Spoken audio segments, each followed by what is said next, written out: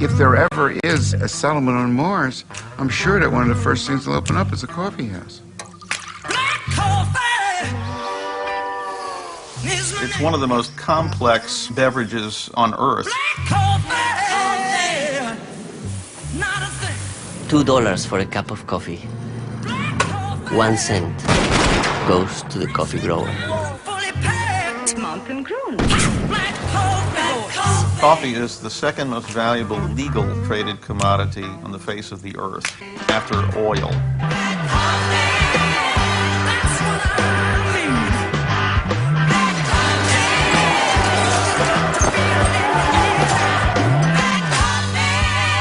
E preto pela cor do negro que deu toda essa riqueza para o seu patrão, né? It's just this little seed and has this enormous political, social, and economic impact on human beings.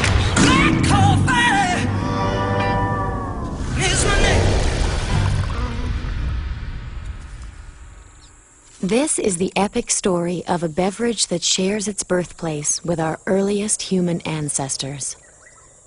In this hour, we see how our growing awareness of what goes into a good cup of coffee prepares the way for the specialty industry, which may be the harbinger of a just and sustainable future. I walked into a Starbucks about a year ago. A little kid behind the counter. Hi, sir. Yeah, give me a regular. Regular what? Coffee. What flavor? Coffee flavored. Café grande non-fat latte, 1 equal and with cream. Got a grande mocha Valencia. I have an iced grande caramel macchiato. You can get every other flavor except coffee flavored coffee. Latte. They got mochaccino, they got chocochino, frappuccino, cappuccino, rappuccino, alpuccino. What the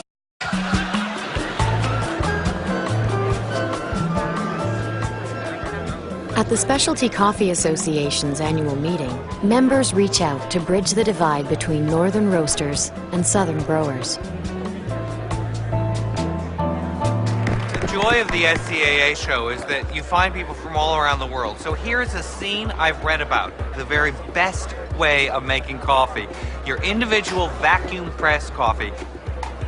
Oh God, it's got the most pure fragrance. Can I buy this equipment? Oh, cash? I remember talking to investors and they say, you want to charge $2, $3 for a cup of coffee with Italian names that no one could pronounce at a time in America when coffee consumption is down. That's exactly what I'm going to do. You should get that espresso first with that hint of lemon. Baristas are the bartenders of specialty coffee. At the World Barista Championships, they compete to concoct the latest gourmet coffee cocktail. And enjoy. Tomamos café y todo el mundo que toma una taza de café lo toma como por placer, pero no sabe que detrás de una taza de café hay mucha gente trabajando. Detrás de una taza de café hay un problema social. Well, what you can see behind me is a train of traditional donkeys, very much of the kind that in a country like Ethiopia would deliver coffee to market. And we're bringing those donkeys here to the stock exchange in London to deliver our message to some of the world's most powerful companies. We're saying to them it's time to ensure a decent price for the farmers who produce the coffee that we drink.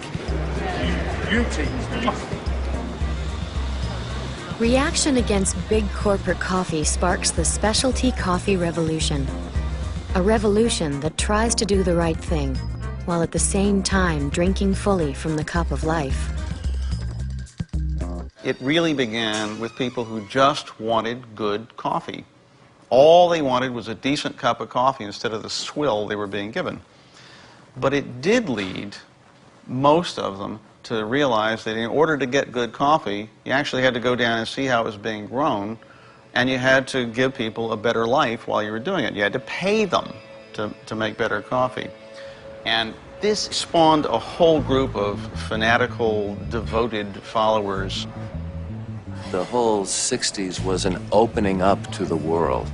We frankly had nothing but contempt for what came before us. It was a complete, total rejection of the coffee industry.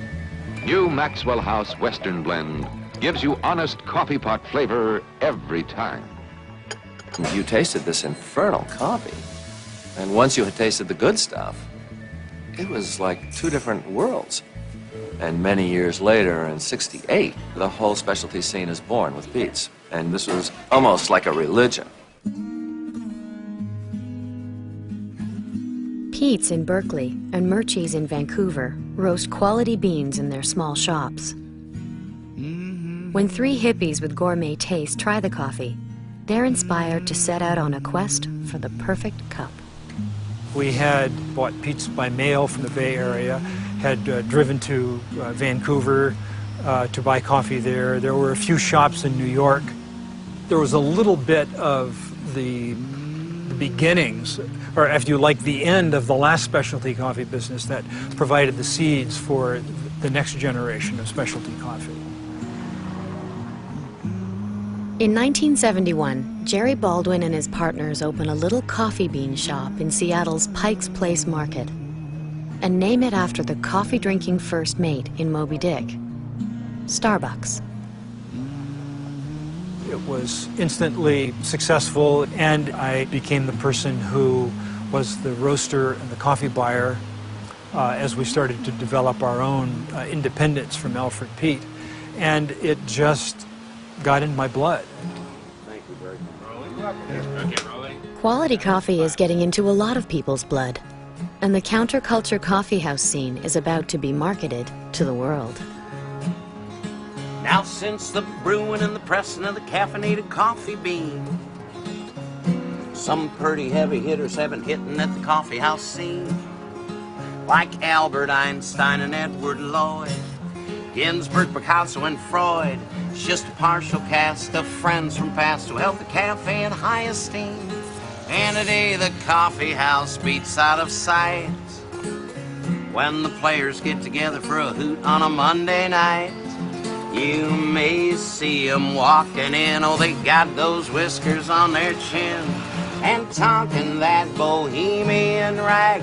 Even at Starbucks, all it revolution, it's clearly evolution, and talking that bohemian rag. I joined Starbucks in 1982 when we were opening our 4th store, believe it or not. The epiphany for me, though, was when I was actually sent by Starbucks to Italy and became enamored with the Italian coffee bar. The romance of the Italians and how they brought coffee to life, the theatrical presentation, the extension of people's homes. And I realized that despite the fact that Starbucks had done this wonderful job in educating people in Seattle about coffee, in a way they had missed what I thought was the most significant opportunity, and that was the romance of the beverage and creating a sense of community in the store.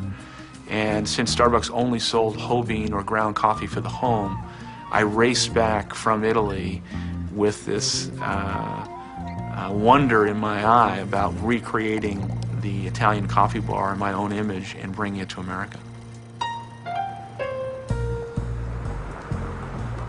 Back in America, Howard Schultz buys out Starbucks and opens 3 cafes a week in his own image.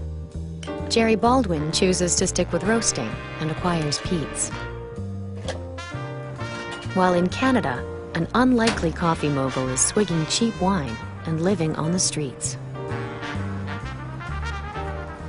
In the early 70s, I'd hit a very difficult point in my life. I had an addiction to drugs and alcohol, and that had taken me to a place that was really quite alarming. I ended up on Skid Row in Toronto, Jarvis and Shooter Street, panhandling on Yonge Street for nickels and dimes to get a bottle of wine, to get a place to stay, 50 cents a night, flop houses. If we wanted a blanket, we'd throw it in another room, 25 cents a house.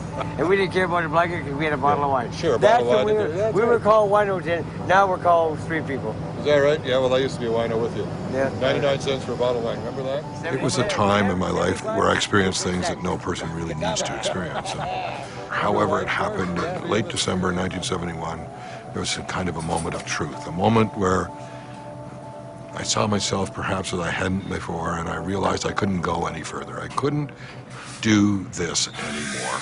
I started a company called The Second Cup, do you know it? Oh, I know the coffee cup. Yeah, I created Well, it. yeah. So that's why they're doing it. But you know, 7-Eleven got better coffee than Coffee Time. Well, coffee time, yeah, but second cup is much better. I know it's better. Yeah, it costs more though. Costs more, exactly. Good meeting you. I'm pleasure meeting you. Good luck. Adios. Thank you. God bless you all. In 1974, I met a guy named Tom Culligan, and he and I were determined to win in spite of all odds, and we decided to go into business for ourselves. I'll never forget it, the first time we ordered coffee. We looked in the yellow pages, where else would you look, and we found a supplier of coffee, and we phoned him, and we ordered this coffee. We had labels, he had that coffee, so he sent it along, and in those days it used to come in brown paper sacks, lined, and they would stamp the outside of the bag with Colombia, Mocha Java, Kenya, and we'd put each one in the appropriate bin. We hired a woman who came into the store, and she knew something about coffee, thank God. And she looked at all these beans. She said, oh, they're the same bean. The guy just changed the stamp, you know. You want mocha? I have mocha stamp. And one day we were commiserating, wondering what we were going to do about business, and we went into a Baskin-Robbins store. What changed the second cup happened right there and then. When we came out of the store, Tom saw how I sampled the ice cream. Why don't we brew a little bit of coffee and sample the coffee? And then the final idea that really changed everything is we decided we would charge more money for our coffee than anybody else in the mall, so people would know they had a good cup of coffee. Well, the lineup started at our kiosk and never went away. Daily draws, daily winners, and second cup is first on hand.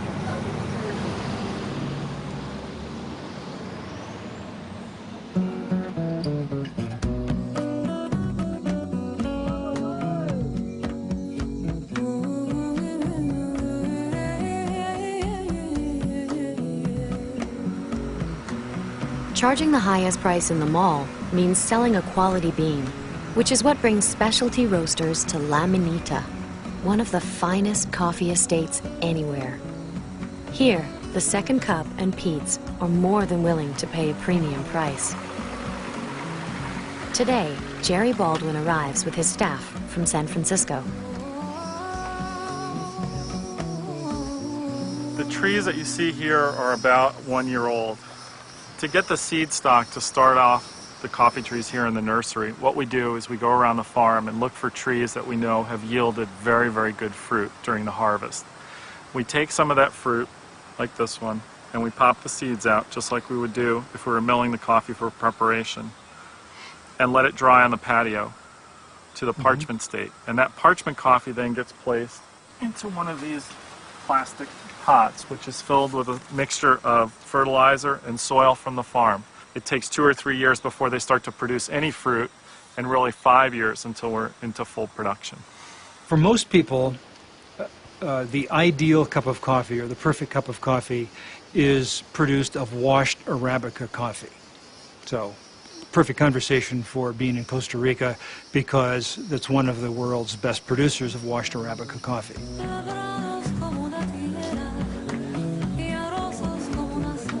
Costa Rica specializes in Arabica beans, and consumers seem eager to learn what makes them so different from the lowly Robustas. The coffee tour at Cafe Brit is the country's third largest tourist attraction. Here in Costa Rica, by law, we only plant Arabica. It has the sweetest taste, better quality bean, less caffeine also. Is better paid in the market. That's important.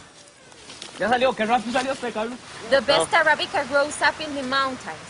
At that altitude, the coffee beans are very hard and heavy. And if the beans are hard, they can resist the temperatures in the roaster oven. The low-grown coffee is porous, is fragile, it will break and it will burn in the oven, and that gives coffee a bitter taste. You're picking a fruit that's full of sugar, which is, we know, starts fermentation. So this has to be treated quickly and carefully to remove the sugar, dry the coffee, and capture the flavor that's in the bean. Would you like to taste it? ¿Quiere probar? Yeah. No, no, no, no, de esa que It's a laxative. All of the flavor potential exists at the moment of picking. Each step after that provides the opportunity to maintain that flavor or impair it in some way or other.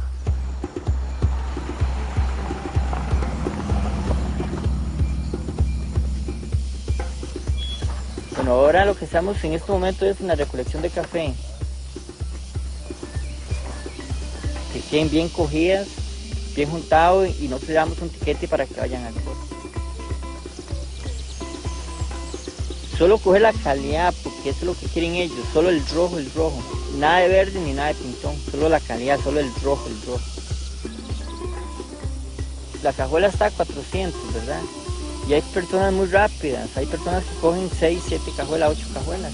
Hay personas que se ganan 5.000, 6.000 colones. Eso depende de cómo sea la persona, el peón. Costa Rica has a few large plantations and many small farms which traditionally grow quality coffee. But the farmers' share of what consumers pay is far too little to ensure their survival. I was born in a coffee family, so I grew up with the coffee plants instead of a backyard, but I love it.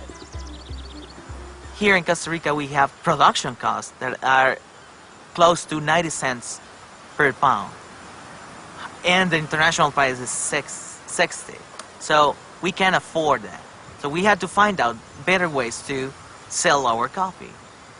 And there's programs like Fair Trade that really help the people that is growing coffee in this country and other countries around the world.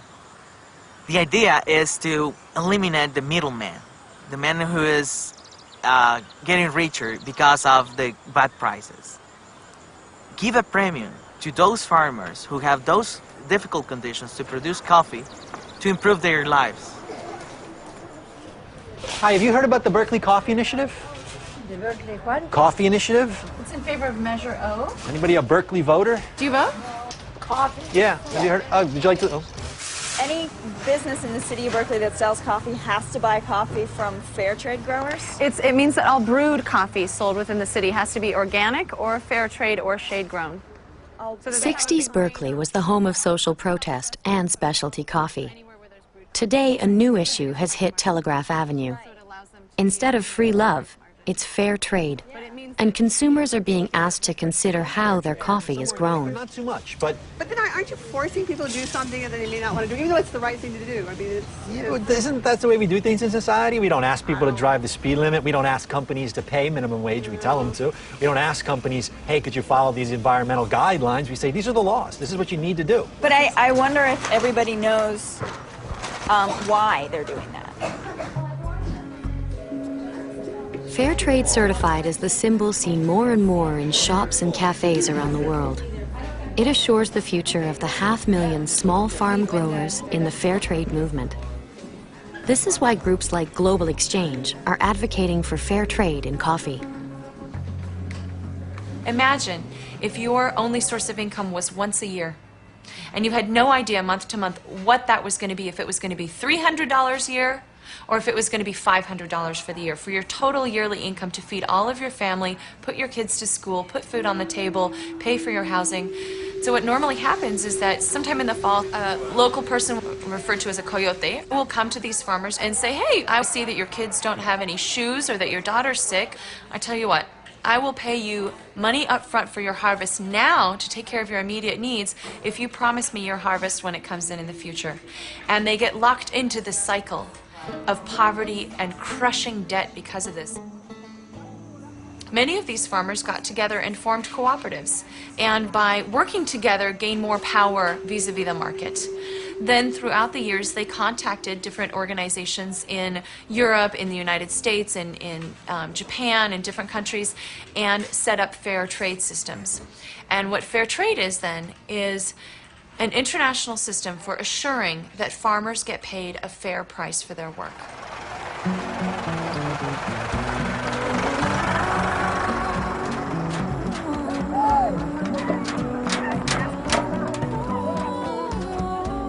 Few places depend more on fair prices for coffee than Latin America. It is such an important crop that schools break for the coffee harvest. Some children get time off to work beside their families, but the children of migratory workers don't go to school at all. They have to work the year round.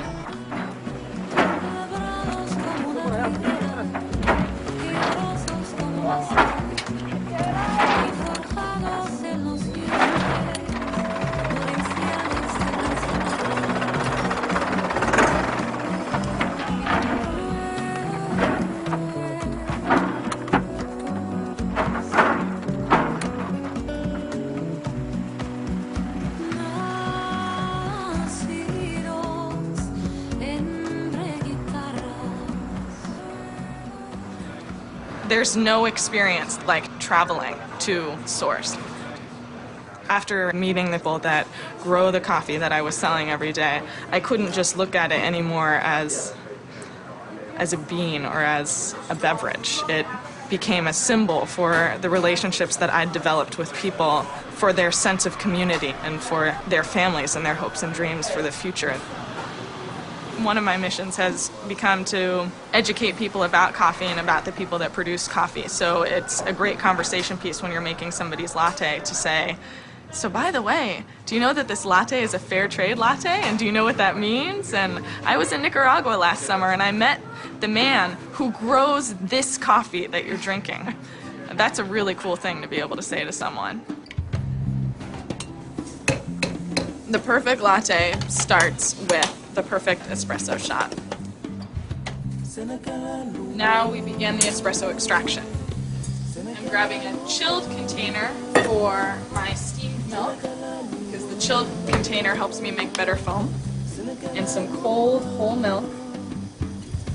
I love producing the awesome latte that the person comes back and says, that's the best latte I've ever had. You're listening for when the bubbles are coming out like tight, foamy, frothy bubbles. And I can also hear when the milk is hot enough because it gets to a deeper pitch. It's like hearing the right musical note. You've left maybe half an inch in the top for your espresso shot, which is by now done extracting. And you pour it very slowly into the foam, and you'll see that it stays just above the layer of milk, so you get this beautiful sunset effect. And then you can even add a little chocolate sprinkles if you like.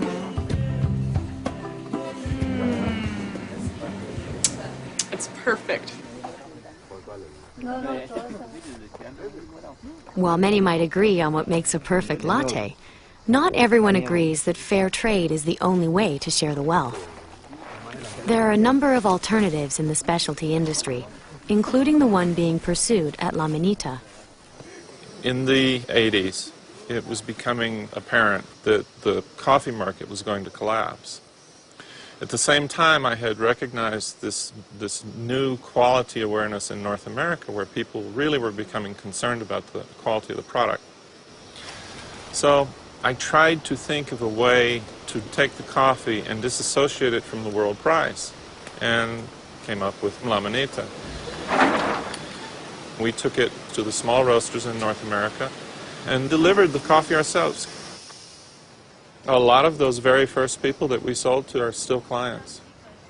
Second Cup were very determined to sell a really good cup of coffee, and we made an arrangement to sell them an exclusive of La Manita in Canada. I don't think anyone had ever gone directly to the specialty industry and said, here's a coffee that we grew, it's a fixed price. But the premium is based on getting something of value. Specialty coffee itself is innately supportive of people producing coffee, because that premium flows all the way down the chain. You're not going to get anyone to produce great coffee unless they're rewarded for it. If he's not worried about his housing, the health care of his family, he's going to do a good job with the coffee. We pay everyone more money in order to do it right. And that reward is innately ennobling.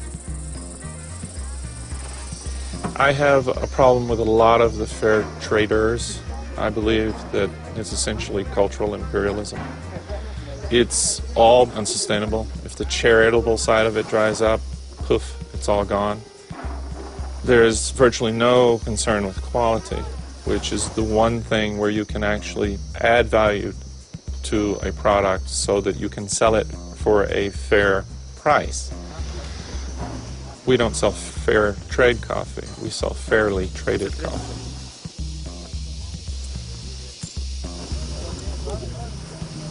Y eso dentro de la finca, todo para hacer la casa, lo ganamos la plata aquí dentro de la finca. Después de ahí compramos un lotecito por allá donde vivimos, hicimos la casa y lo fuimos para allá. Tengo novia, vive por allá abajo, muy largo, ¿eh? Y me gustaría casarme y seguir trabajando dentro de la minita, hacer una casita para vivir. Seguir trabajando dentro de la minita, porque aquí fue donde lo superamos nosotros.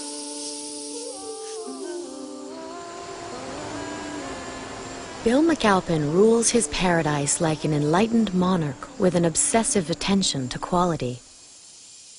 But his approach doesn't necessarily work for smaller growers without his vision and international business connections.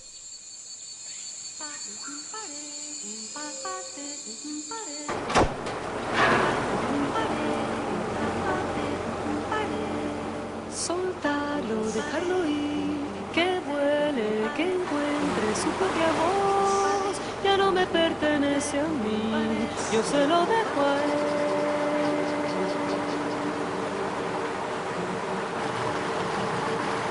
Soltarlo al aire, dejar salir del pecho este sentimiento que me murió. Yo ya vi mi sol nacer y hoy vuelve a amanecer.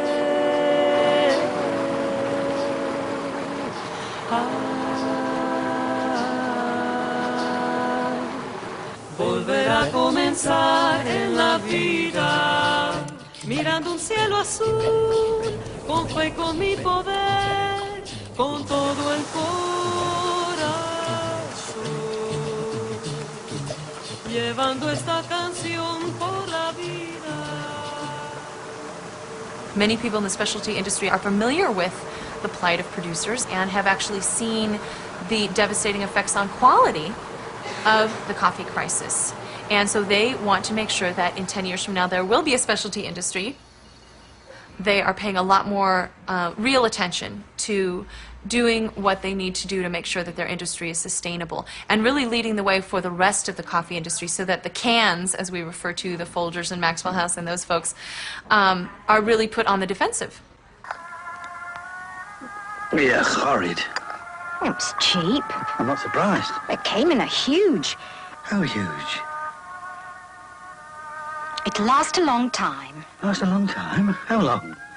Well, 6 weeks? I think it's very Yeah. nice. Now look. About 2/3 of the entire coffee industry is dominated by just a few players. Folgers, for example, is owned by Procter & Gamble, and they do over 600 million pounds of coffee a year. You know, the Folgers looks richer. Maxwell House is the second biggest label, and they're owned by Philip Morris, the global cigarette company. And then we also have Sara Lee. Be back in a second with coffee. There's Nestle, obviously, which is a huge company around the world in terms of their coffee holdings. After that is Starbucks, and they are over a $2 billion company, and with their expanse worldwide, they are really the global leader in the specialty coffee industry, and they actually make more money per pound than just about any coffee company in the world. The major labels buy nearly half the world's beans every year, while Starbucks buys less than 2%. But as the leading specialty company, Starbucks occupies a unique place in the market, as it tries to live up to its claim that coffee is more than just a commodity. We feel very, very strongly that we have a responsibility as the leader in this industry to lead and to define for the marketplace that the cost of doing business in this industry is to give back and to make an investment in the sustainability of this marketplace. When protesters in Seattle trash a Starbucks cafe at the World Trade Organization Summit, the company has to defend its image as an enlightened multinational corporation. We are not going to let something like this dissuade us from maintaining dialogue and cooperation with organizations that care about these issues, because we care about them too. It's ironic that Starbucks sometimes is the target for ill will or concerns because we're such a visible and ubiquitous company. But the truth of the matter is that we are doing such a good job to build sustainability and make sure that the people on the ground doing the work are rewarded for their efforts in ways that are not happening through traditional methods. Unfortunately, the road is paved with so many companies, many of whom are much, much larger than Starbucks, who are doing very little and sometimes nothing at all. Starbucks likes to compare itself to the big three companies when it comes down to sustainability because obviously as a company they are far and away better than Folgers and Maxwell House. I think that that's really not where the competition is for them though. They are competing with all of the other specialty coffee importers. So their leadership really needs to come in terms of the specialty industry. And what we've seen is that they're a follower and not a leader. When the World Trade Organization met in the fall of 1999 in Seattle, the home of Starbucks, Starbucks was a perfect target. At that time, they were not selling any fair trade coffee. They were the world's largest supporter of care, and they were doing all kinds of good, but they were perceived as being the sort of big guy, the McDonald's of coffee. So I can understand why activists have done what they've done, and they have moved Starbucks along faster than they would have gone.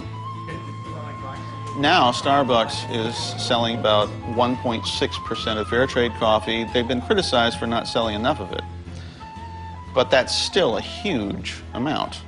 They're also selling organic coffee, shade-grown coffee that is bird-friendly, and about 15% of their coffee support the growers who will abide by their certification standards, which are quite high.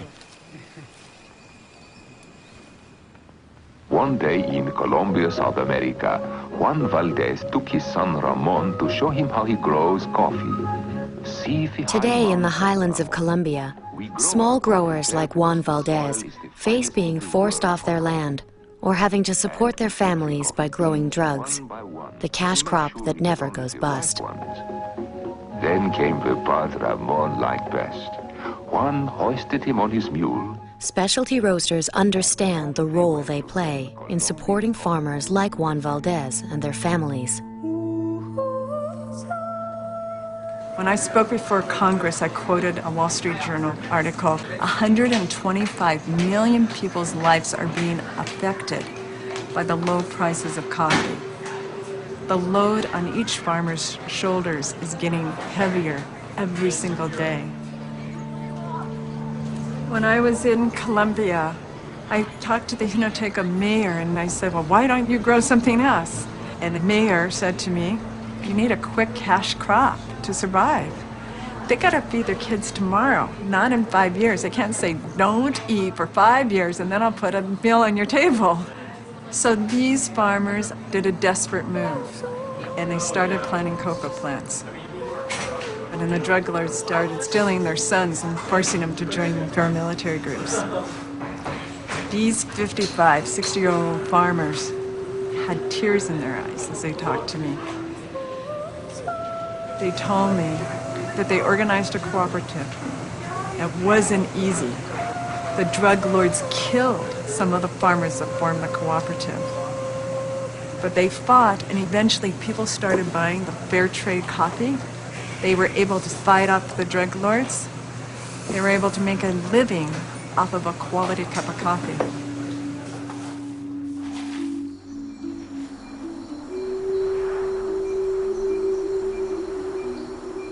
As specialty roasters find better ways to support their sources, many are looking to them as a new economic model for a more equitable relationship between North and South.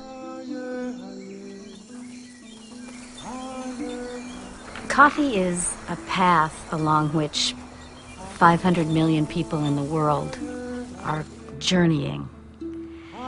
And to bring awareness to that path is my personal mission in life. Here is a way, specialty coffee or very high quality coffee, here is a way to change the face of this industry. Not only in the cup around the world, but at the farm level. These are some of the poorest countries in the world, and to find that bridge and build that bridge so that people could really understand that if coffee is grown in a certain way and the necessary care is given to it, it will support you. Most of the farmers I met hadn't ever tasted their coffee. They had no idea what it tasted like. and they had no idea how it compared to their neighbor or the guy down the road, or certainly had no idea in Guatemala what a Costa Rican tasted like, or a Sumatra or an Ethiopian. I mean, the world of coffee was their own little tiny farm. As I learned their microcosm, I tried to share with them the macrocosm of all the places that I'd been and the different techniques of people around the world that were doing the same thing that they were doing. Like many small farmers around the globe, Alfredo Rance provides a healthy environment for both the workers and migratory birds on his finca. But until specialty buyers came along, Alfredo wasn't aware that his organic bird-friendly coffee could fetch a premium price. 3 años llevo certificado orgánico. Perfecto. Sí. ¿Y las especies de árboles? Bueno, hay variedades aquí, tal como este. Porco. Porco, la semilla es para animales. Y también las aves. Para las aves. Sí, los dos, el tipo de ave y animalitos también lo comen. Qué bien, excelente. With his farm now certified, Alfredo makes 3 times more than he used to for the same beans. El café no estuviera como está, como ustedes lo ven. No, la hoja de café nos hace follaje, nos produce abono. Nos produce abono. Sí, correcto, Sí, correcto. como usted puede observar, don Francisco, al producir esto, la mata se alimenta de esto. Correcto. Y nos produce el fruto muy, muy completo. Fertilizante natural. Perfecto. Nosotros los agricultores en café orgánico ha sido primeramente que nos han enseñado a trabajar con la tierra sin echarle ningún químico. Más luego, la salud de nosotros ha mejorado constantemente porque no produce ninguna intoxicación. Correcto. Sí. Al no aplicar químicos. Al no aplicar químicos. Y más luego, pues estamos disfrutando también de un precio que la empresa nos favorece mucho.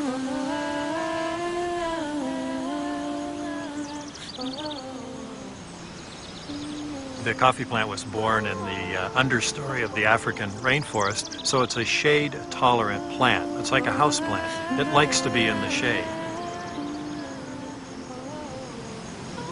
In the 1970s, agronomists learned that you could cut the forest off of a coffee farm and expose the plant to the full sun, bathe them in agrochemicals, and double or triple the production.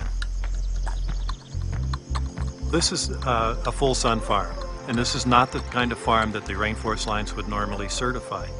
But there's an important thing happening here. This farm, Finca Aquiares, is reforesting. You can see a few trees coming in already. They're planting thousands of trees every year. It might take 20 years before this is a forested farm. We want to show that coffee can go back towards sustainability. There are millions of bags more coffee than we consumers are willing to drink. And what the world wants is more quality coffee. The farmers can grow less coffee, get a higher price for it. Consumers are happy, wildlife is happy, workers are happy, so it's one of those rare win-win situations.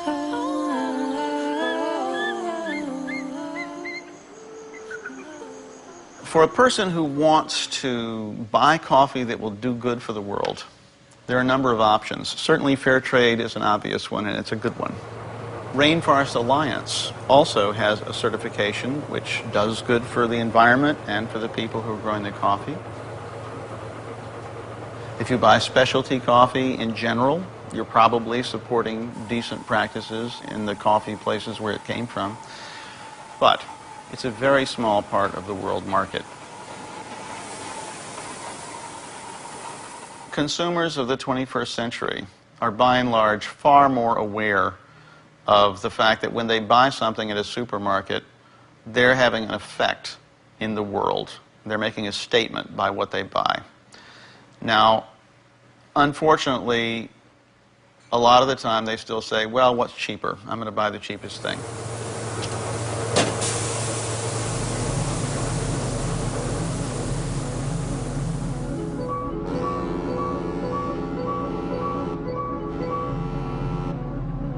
While growers are trying to survive, the big bucks are being made only after the beans are unloaded in the north.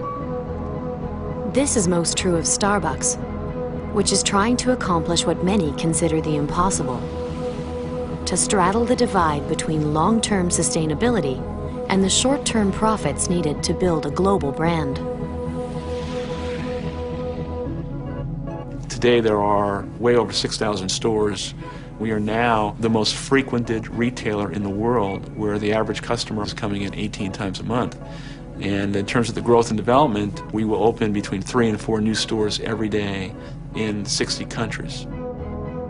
The company that popularized caramel macchiato is today in the early stages of its global conquest. And wherever it raises its flag, Starbucks gives locals a taste of America, which is what goes into every cup. Neden yanlış yapıldığını da gösteren 3. bölüm. Evet, 80'le giden... Trainees arrive in Seattle from afar, including young Turks who come from the country that introduced coffee to the West. Dediğim gibi Now they are being indoctrinated in the Starbucks way. sistemini kullanıyoruz. Can someone tell me what a perfect shot is? It comes in 10 seconds. Any comments to that? Yeah, 18 seconds. Excellent.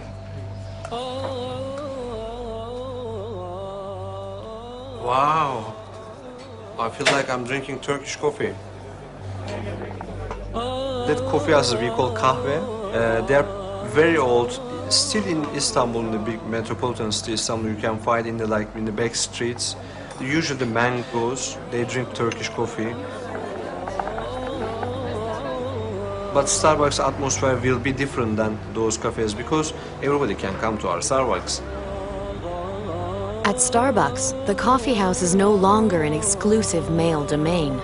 Women have a place here too. For every franchise, no matter how far-flung, is an outpost of the contemporary world. Yes, we will gonna use some English, Starbucks language, tall, grande, and frappuccinos. In the beginning, it will be difficult for our customers, but we're gonna teach them how you order the coffee, how you can enjoy our coffee. It has been an unbelievable turn of events over the last 6 or 7 years to watch the response that people all over the world have had to Starbucks. And that experience is not American. That experience has a universal language and universal appeal, and that has been the big breakthrough for us. Starbucks is about making universal a standardized coffeehouse culture, which is at best its appeal, and at worst, the threat it poses to other cultures in its path. A lot of people don't like Starbucks because it's exactly the same experience wherever you go. You can count on Starbucks being clean. You can have bright baristas asking if you want a grande size, etc. And frankly, I think that's justified criticism in many cases. I mean, if you don't want exactly the same Starbucks experience, go somewhere else. The good news is that usually there is an alternative. One alternative to corporate sameness is Delocator.net, the California-based website created by Extine to sustain independent cafes and local culture. Simply type in your zip code and find every alternative cafe within a few miles of your door. Go ahead, we can hear you. Corporations like Starbucks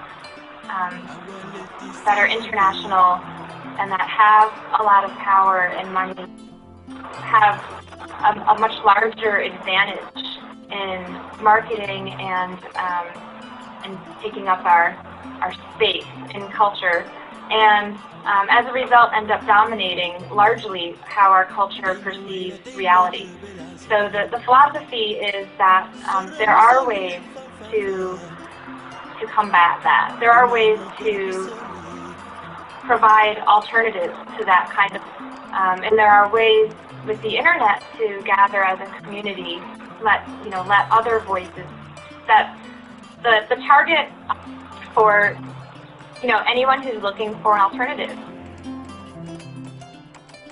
Starbucks has bought out some very good chains, and they will continue to do that. They are the big bully on the specialty block. There's no question about that.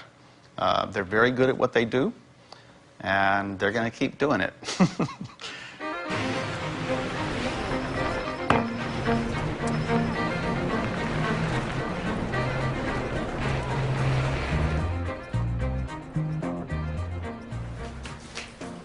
You have two of the greatest noses in the entire country right here. These are people that we How much is your nose insured for, John? his nose is featured on my Pete's frequent drinker card. I mean, it's so important that this is what you see, Jim's nose. George is looking for individual traits that he thinks could indicate a great single coffee. That's his passion. Whereas Jim, his blends are a legend. He's like a symphonic conductor. In a world where the rich are getting richer and the poor poorer, there will always be a future in catering to the refined tastes of the true connoisseur. For those seeking the perfect cup today, there is no contest as to which is the finest coffee. It's Ethiopia's Sieuthicafe. This is a very subjective thing. So one person's favorite doesn't mean it's the best, even if it's George. But the thing is that we all did, as a consensus, we did agree that number one had the qualities that made it an excellent cup of coffee. Like that perfect peach that It's very round. explodes. Exactly. It's just got that roundness, but all the acidity is there too, but it's perfectly cradled by everything else and the flavors in it. And to me, that's worth anything you can pay for it. Wow, I think we're in danger of a real bifurcation in the market again, because all these people are still purveying really good quality. I think many more people are aware of it now, but the baseline of quality that is found in supermarket cans might well get lower. I agree with Corbin. We're going back towards the commodification of coffee. You've got 3 years now of prices that are so low that the majority of farmers, even in good locations producing good quality, are getting way below the cost of production. The availability of quality coffees is going to diminish. I don't think that we have to worry because there is now a coffee consumer developing an understanding about the second largest traded commodity in the world after oil. Nobody says, well, my oil smells good, or my gas has this wonderful essence or aroma. We are dealing with a product that we are trying to liken, to provide a crossover, a heritage to the tradition of wine. That's last year's $4.97. The debate here is not about quality of coffee, but about whether our growing appreciation is sufficient to conserve the supply of quality beans.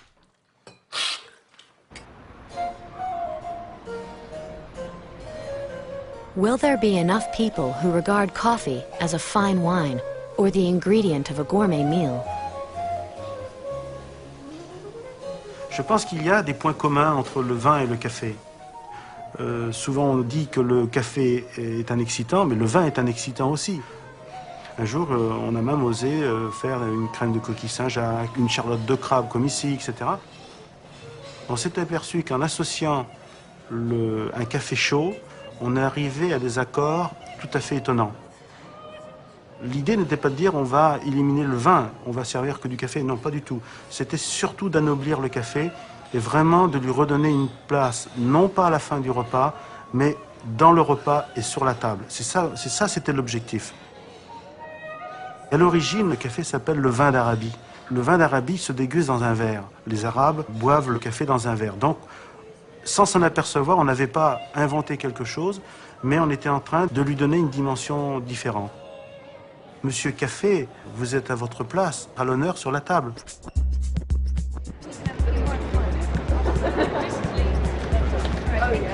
Coffee lovers alone cannot bear the burden of bringing about a just relationship between producer and consumer.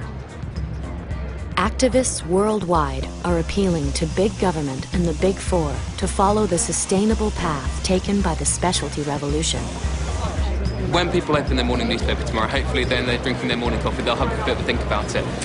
This is about the whole world coffee market not working.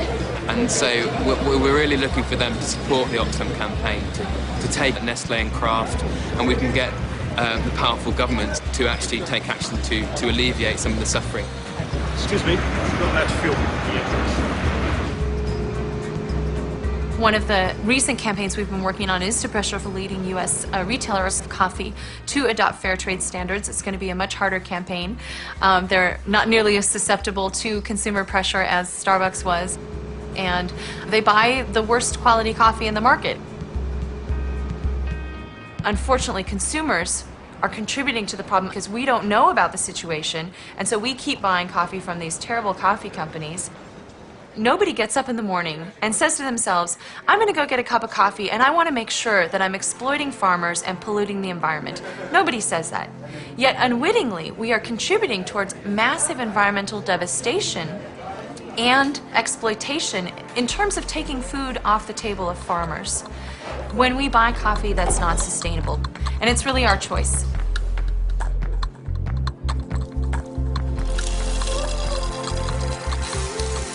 As this ancient bean finally reaches the northern consumers who can delight in the pleasure of their coffee, the hope is that the quality of the bean, the quality of the environment in which it grows, and the quality of life of the farmer who grows it may all just come together in the perfect cup.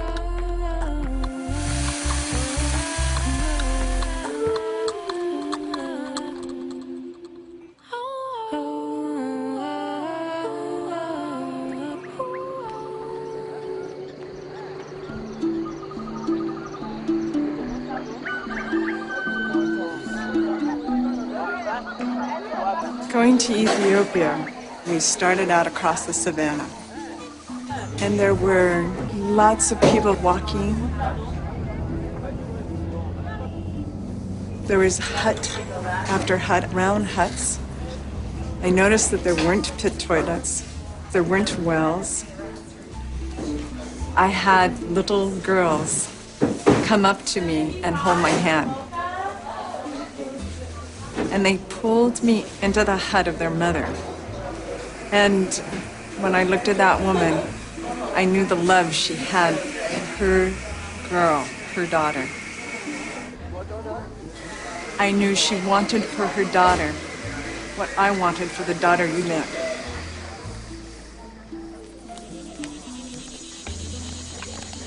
She brewed coffee out of very dirty water that she had hauled up from a stream 4 hours away.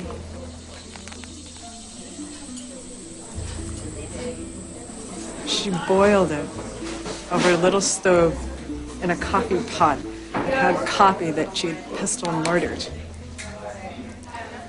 What she was serving me in that cup was the world's finest coffee. She was serving me Sieuthicafe.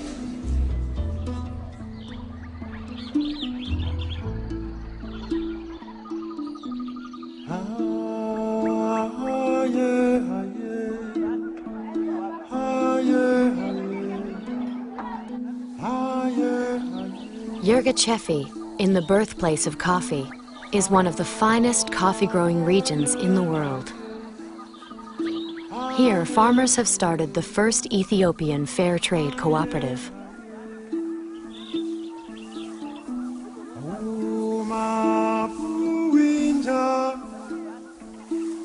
They hope that by forming this cooperative, they can provide the basic needs for their families, keep their culture and their community together, and realize the dream of a better future for their children.